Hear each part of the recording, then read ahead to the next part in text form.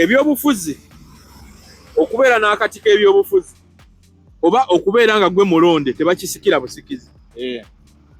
Ewaba General Museveni mu kinaane ewaabwe waka oba okitegeera oyinza okwesanga nga General Museveni alina baganda babala bangi naye nga tagemugenda kuvaamu wantu omali nga General Museveni. Ewaba Robert Kyagulanyi Ssentamu ewaka ewaabwe wennyini alina baganda be bangi. Chairman Nyanzi amwogeranko nga yagenda ne ku ssomero n'amukubanga n'embooko. Naye olwaliro Chairman Nyanzi tayinza kulabikira mu kifaananyi ye nga ye. Alina kulabikira mu kifaananyi nga kuliko ne Bobi Wine. Oba okitegeera? Bamulabira mu kifaananyi ky'oli. Bamulabira mu kifaananyi ky'oli. Sokadde ye mukulu. Oba okitegeera? Ono ye mukulu. Yamusooka ku nsi ne ssente yamusooka okufuna ennyingi. Oba okitegeera? Naye ono mu byobufuzi ate akati akalina. Kati ekiri e Kenya. Abaana ba Odinga balowooza nti bagenda kukwata ebyobufuzi bya kitaabu. Bagenda bisikira busikizi. Ebyobufuzi n'agamba tebabiroga. Kyagulanyi embeera mwalo olwaleero ettutumu lyalina n'amaanyi galina tebagaloga. Singa baali bagaloga abantu bangi bampu nga bandukidde amafina n'olunaku n'asulanga abanyookeza abambaza embugo z'okubaloga ekintu ekyo. Wabula kikwambala bwambaza oluusi naye tomanya maanyi ago gye gava. Kati ekiri e Kenya baadde bamanyi nti no famire y'Odinga yegenda okujja ekwata akati. Naye waafuutukayo omusajja namugambako wiikeede bamita Edwin Sifuna. Edwin Sifuna ebyobufuzi by'e Kenya kwabitwala ne sipiidi kwakulira obuganzi bwafuna eri abantu. Oyinza n'obutakikkiriza. Bayinza namulabye ejjo ng'ayanjula baalukanga simanyi waka vidiyo wakalabye. Oyo kennyini yabadde abanjula. Ye president in waiting. Olwaleero singa babona ba tewaliwo kikiwuse. Oba okitegeera. Kati ebyo ebyobufuzi bye njagala okunnyonnyola naye waliwo philosopher omu Germany waliwo ekintu kye bayita Obemenki kigambo kya Lugermany kitegeeza overman oba superman nti omukulembeze atuuka atya okubeera awo waali ensi n'emukkiriza n'emugula. Wamusobola okuba nga mulina olutabaalo naye nga candidate gwe muleese ku mwanjo abantu baganye omugula wakiraba ku mpuuga wano abantu baagaana okugula mpuuga ye ng'omwo. Naye yadde omwewola yadde ku bbanja ku kibanja mpola naye nga wamuziza wali mu kamera n'akunyonnyola statecraft oba ensi bw'erina okutambula ogamba kaŋŋende noono. Lwaki tebaamugula? Kirungo kye yali abulamu. Bakita Obemenki kigambo kyaki? Kya Lugermany. Nti omukulembeze mu ntandikwa ng'ojja bakola olina okubeera n'ebirungo biri bisatu. Ekisooka bakiyita kamero. Kamero ziraba mu ddungu eyo ye ŋŋamiya. Ekyokubiri bakiyita lion. Ekyokusatu bakiyita charodi ye mwana. Nti omukulembeze oli yakinyonyola nti omukulembeze olina oba ne traits za kamero eŋŋamiya. Kamero eyo giraba bagitikka ebintu nga bingi ne buli lweraba nga omugugu guzze ng'ekola ki? Ng'ebwama bagitikke. Kati omukulembeze olina okubwama okkiriza obuvunaanyizibwa. Obuvunaanyizibwa buno tolina bukkiriza ng'ofuuse mukulembeze. Wabula abantu balina okuddayo ne badeetinga bbaaka nti mu myaka 2015 bwe yali yeeyisa atya. Ekyo Kyagulanyi kyamwanguyiza wano abantu n'abasweyinga bonna n'abazza ku sayidi ye nti yayimbanga ennyimba ezaakwatagananga naffe. Yajja n'afunanga yakolanga charities nga banne bali mu ndongo bali wuludda wa ku beach. Yakolanga charities ezayambanga abaana bano abanaku abawejjere.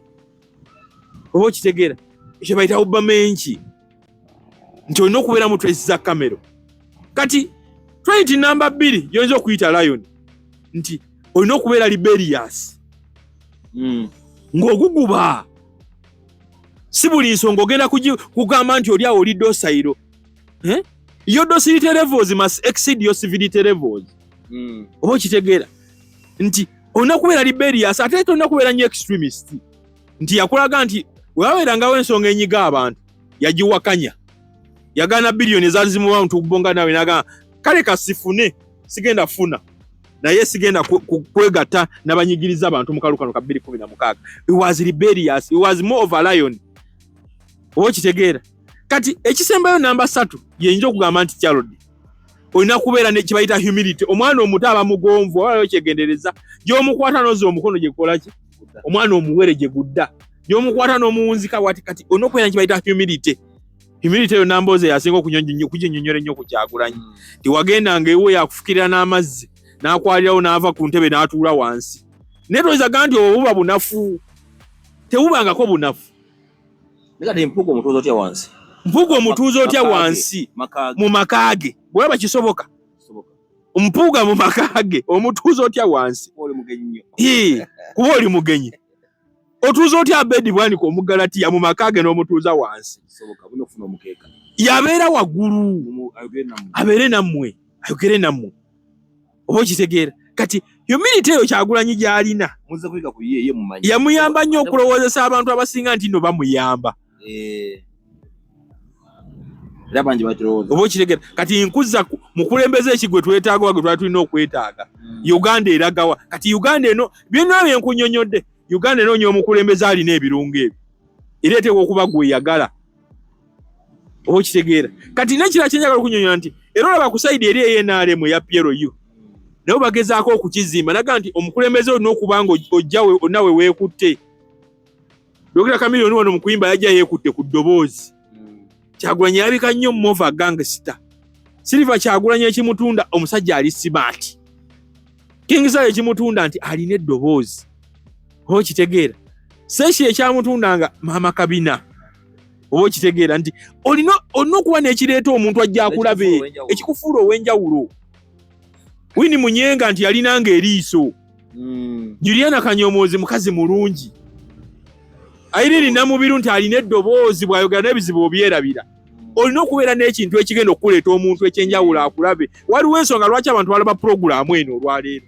era ng'abeerawo nti gy'alinze olina okubeera na identity kati bakira political identity kati ne PLU yegezaako kunoonya kye bayita political identity simanyi baba bakyegendereza nti Balamu gy'agenda ate akutte fulaaga za General Muhoozi n'eza Uganda ezakubyanga ate abantu embooko mu kalulu akawedde nti bagezaako banoonya political identity kye balimu olwalo banoonya political identity ekyabuze esobola obbula John Patrick wana mama mbabazi anoonya political identity n'emubula n'agezaako kwambala obusuuti bufitting ebisebo nga jjajja akyambala biri ebisaati ebinene ne kigaana n'agezaako okukola buli kimu ne kigaana kati political identity eyo nzibu yakuzuula naye waliwo omuntu ajja just within a month lunaku lumu wiiki bbiri n'afuna political identity n'ayitawo n'asala akajji kati bati Kyagulanyi Ssentamu yafuna political identity mu wiiki emu n'asala n'agenda kati obudde kye banaamalanga bali eyo banoonya ate oyinza kugamba nti ono ye ate akyali we yali aba atambudde ng'agenze kati nga tumaliriza Uganda eyagala omukulembeze ogwe mbadde nkunnyonnyodde agenda okubeera nayo akuza abaana bano beezadde emigi gyonna gyonna egiyise paka olwaleero ye mukulembeze gwe yeetaaga yesebo kati ekitegeeza kyalina ebbanja omukulembeze bamufuna omukulembeze mumulina tumulina yesebo tuzaako kimumussa muki kukola byetaagisa obuyinza abufune ogawo omukulembeze tumulina kasindala tumulina yesebo naye abantu abasinga obungi bagamba mbala nnyo ku TV okwo bamunyago abaana abalala yaye NUP yanafuwadda waliwo omukulembeze waayo yadduka abalala baga nti alyabulamu NUP yagwa ate olula mu nsonga yaabwe nti Kyagulanyi obwiza bagala okukyusa buli wano ate ye ali eri kati bikolagana bitya okuba kweri kutegeeza ki kati kyolina okumanya kiri kimu abakulembeze ebiseera ebisinga ebintu bye bakola tugenda okubitegeera ng'oluusi tukkirizibwako kumanya katono ku ebyo bo bwe baba bamanyi olwaleero Robert Kyagulanyi Ssentamu by'amanyi sikiwa nti ffenna nga bwakedde ku makya n'atuwulira bituufu ku press conference tuyinza okugwa ku bwencu kuba okuvaawo nga tuseka busesi nduga ekyamazima twali tukola kiffe ku kamera wano Kyagulanyi okwosebwa kwe yalina ng'afuluma Uganda toyinza kugamba nti tekwali kwa makulu mu budde obwo omanyi nagamba mu byobufuzi obeera ne long term strategies then nobeera ne short term nti wiiki eno nyimalako ntya bw'olemera ku long term nomanya nti wiiki eno sigimalako ntya weekanga oluusi ofudde obanga tokifunye namu kyovola nti no mu lutabalo lw'okwenunula Uganda eno okwenunula nga balwana obote mu nsiko mu myaka gy'ekinaana ye Museveni yafulumangamu ng'oluusi teryategedde naye toyinza gamba naye obuyinza ali agenda bukwatira Norway oba London gye yasiibanga nti oluusi wabawo bingi ebiba ebyokukolebwa. Kati mu psychological warfare waliwo kye bayita feigned retreat. Mu lutalo lw'okwenuna oba okulwana okufuna obuyinza adde emabega taba munafu. Feigned retreat yeriwa nti mu military science you look disorganized, you look weak and you create panic. Simanyi baba n'abitegeera nti olabikanga ateeteeseteese, n'olabikanga apakuka, n'olabikanga omunafu. Kati omulabewo najja n'alowooza nti amenye mu jjenje kalo. Bakiyita feigned retreat. Ne mu feigned retreat mulimu ebintu bisatu. Waliwo kye bayita bait, kuyinza okuyita akanyeebwa waliwo tezekka maso. Oba okitegeera. Kati wabawo kye bayita taking, ne waliwo kye bayita trap, biri ebintu bisatu.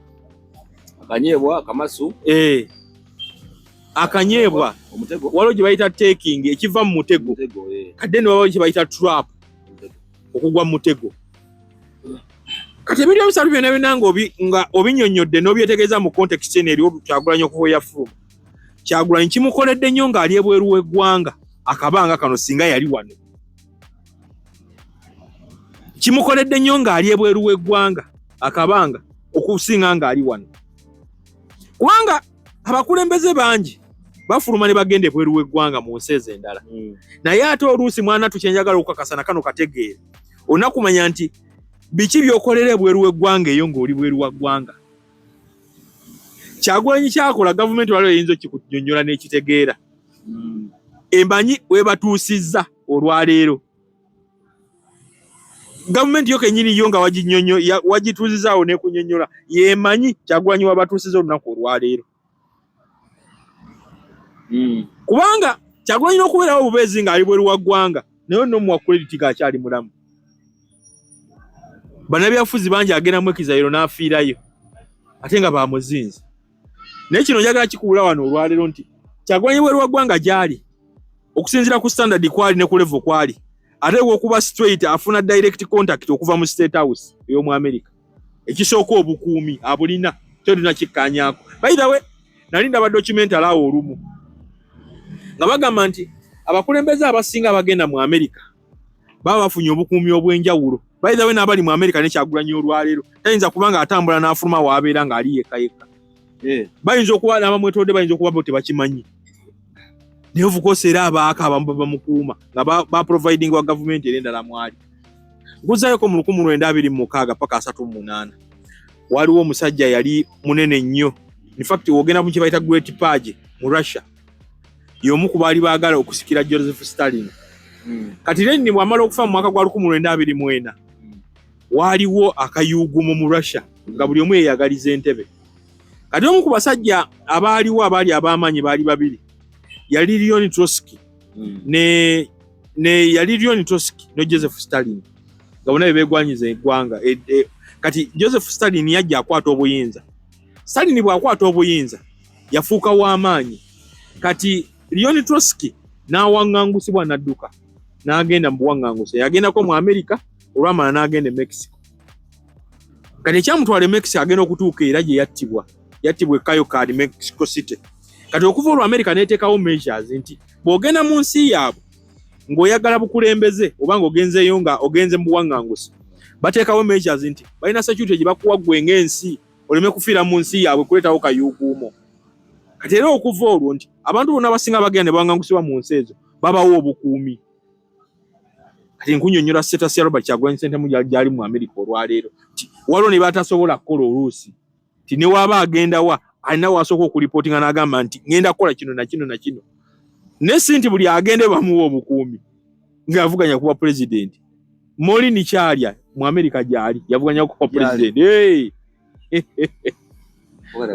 Ono yavuganya wano Ruto ewedde Frank Bulira naye yagenda mu America. Leero oyinza kugamba nti treatment gye bamuwa yenkana n'eyani. Ne Mubaraka kennyini yavaayo emabegaawo. Ayagala Somalia. Yeye atuukayo. Naye olw'okuba nti yali ayogedde kiraga nsimanyi ngenda ku White House. Oba okitegeera naye kyamuliirayo. Leero oyinza kugamba treatment gye bamuwa gye bawo ono. Kati n'abazungu bali batuuka ne baseseetuka ne bamanya bagaye ekyamazima. Kwono n'ono. Ono ate okuba eri yali ku ground yalindiridde okwata ddamula. babaawula babaamu emiteeko nga olaba baavuganya nti baali 9-10 baali 9 kati abaavuganya baali 2 kati ne waddawo omuteeko omulala ogutaalina gye gulaga oguze kulegitimayizinga buwanguzi bw'oli oba okitegeera kati nabali abazungu bo bamanya oba okitegeera kati kyenjagala okubula nti bw'ogenda mu buwaŋŋanguse biki byokola kuba oyinza okugenda mu buwaŋŋanguse ate n'olemerayo va mu kukkiriza gagamba ge mazima oyinza okugenda mu buwaŋŋanguse n'olemerayo ne bakwatirayo nga olwedde eno gyozze baafunirayo omulala ate agenda okuvuganya ono waabwe oba okukwata obuyinza abazungu ne bakusibirayo bo bennyini nkuzaako mu 1965 waliwo omusajja bamuyitanga Juan Bosch yali president wa Dominican Republic agenda awaŋŋangusibwa abe Dominican Republic nga bamaze omujjako yali musajja wa America nnyo addukira mu America e Washington Abamerika bakwata mukwale batekawo n'embeera nga tafuluma waali ngeri odde baafunirayo dde omulala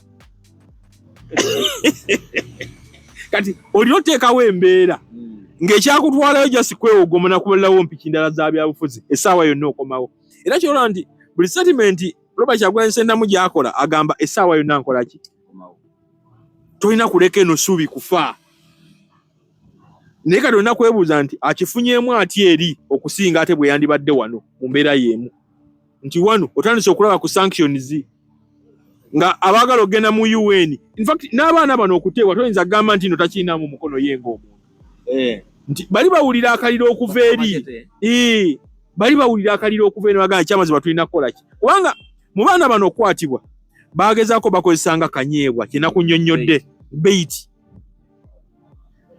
abakulembeze ebiseera ebisinga atuuka nga amuvuganya tayinza mukwata watasobola kuddukira ku sipiidi y'emu n'agamba nkoze nti okunafuya ono kaŋŋende mubabe nfunemu benkwata asale ku bigere ajja atule nange kuki naye obuzibu gavumenti bwe yafuna bwali bumu nti eyabavuganya ku luno ebyo yasooka okumanya ng'ali ku street ebyekiyaaye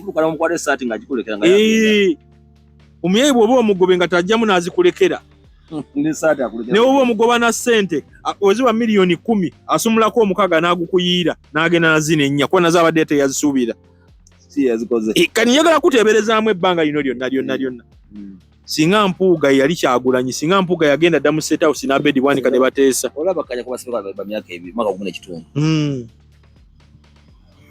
oba okitegeera nti singa yagenda dda ne bakola ki n'omulala waliwo yakaŋŋamba akantu kano nti singa Mpuuga Kyagulanyi gwe yali yaleka mu ntebe y'obwa vice president Lina Zeddiga bwe baamukyusiza Mpuuga yandigivuddemu yandegeza okulonda oba okitegeera kye kugamba naye nga tukomawo ku kino eno kyenjagala okunnyonnyola nti abakulembeze bw'abeera mu buwaŋŋanguse ate oluusi akukosebwanga mukisa mulala kutuukiza bigendererwa bye binene by'abantu kubanga ekyamazima gavumenti eyagala Kyagulanyi abeere wano ekyo kyo tulina okkikkaanyaako nti kituufu ebenga emukontrolinga kuba eri gy'ali temanya baani be yasisinkanye ate njagala kikubula nti ne Kyagulanyi kennyini ateekwa okuba kimanyi nti okuva we yalinnya n'atambula n'agenda mu 1972 Ayatola nga waŋŋangusiddwa sha Ayatola asooka n'agendako Bufalansa yasooka n'agenda Iraq bwe yava Iraq n'adduka tewaali kumpi nga basobola omukwata ne bamutta n'adduka n'agenda Bufalansa n'agenda Bungereza bwe yava Bungereza n'addukira Bufalansa saayi eyatuuka ekiseera n'emanya nti Bungereza MI16 yatuuka n'ekola okunoonyereza nga abavubuka ab'ekiwaga bali mu sayizi yo beeyiwanye Bungereza nga bagenze kufuna sikala kusoma naye baakizuula luvannyuma nti gavumenti yali esigadde eno eyasha yaweerezanga abavubuka bano bagenda kubega Ayatola oba okitegedde kati n'olwaleero Kyagulanyi ateekwa okuba akimanyi nti ennamba y'Abannayuganda esinga okugenda mu Amerika olwaleero bambega oba okitegeera kati awo balina kukozesa amagezi malala kumanya nti bano mbamanuvalinga ntya era mbayitako ntya okutuukiriza ebigendererwa byange ebinene nga tewali waategedde nkiddamu kubulira nti gavumenti teryagala Kyagulanyi kubeera kwawe emwagala wano kati geega amaanyi omukulembeze gaalina okubeera nagaaga enjawulo yesebo bw'otunuulira ssaawa zino kino ekibiina kya